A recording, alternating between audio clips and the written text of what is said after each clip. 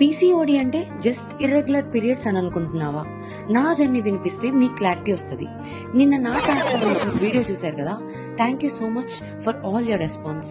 కానీ ఈ రోజు నేను చెప్పాలనిపించింది నా ట్రాన్స్ఫర్మేషన్ జర్నీ ఎలా స్టార్ట్ అయిందో. నాకు 13 years వచ్చాక ఫస్ట్ పీరియడ్ వచ్చింది, బట్ నెక్స్ట్ సైకిల్ కి 2.5 months తర్వాత వచ్చింది. అలా ఇర్రెగ్యులర్ గా పీరియడ్స్ వచ్చి 16 years వచ్చేసరికి పీసీఓడి డయాగ్నోస్ అయింది. అప్పటి నుంచి వెయిట్ పెరగడం స్టార్ట్ అయింది. 50 kgs నుంచి 65 కి రీచ్ అయిపోయా. పీరియడ్ స్కిప్ అవ్వడం, mood swings, acne, hair loss, irritation, కోపం, లేజినెస్ అన్నీ కలిసి లైఫ్ లో డల్నెస్ క్రియేట్ అయింది. డాక్టర్ 21 days కి టాబ్లెట్ ప్రిస్క్రైబ్ చేశారు. డోస్ ఆర్ హెల్నార్ అండ్ నోజెస్ట్రాల్. అవి కాంట్రాసెప్టివ్ పిల్స్. 22nd day కి పీరియడ్ వచ్చేసేది. నా ఇంటర్మీడియట్ టైంలో మార్నింగ్ 9 కి యాక్టివ్ గా ఉండేదాన్ని. 10:30 కి క్లాస్ బెంచ్ మీద డిజీనెస్ వచ్చి ఆ పిల్స్ డోసేస్ కి పడిపోయేదాన్ని.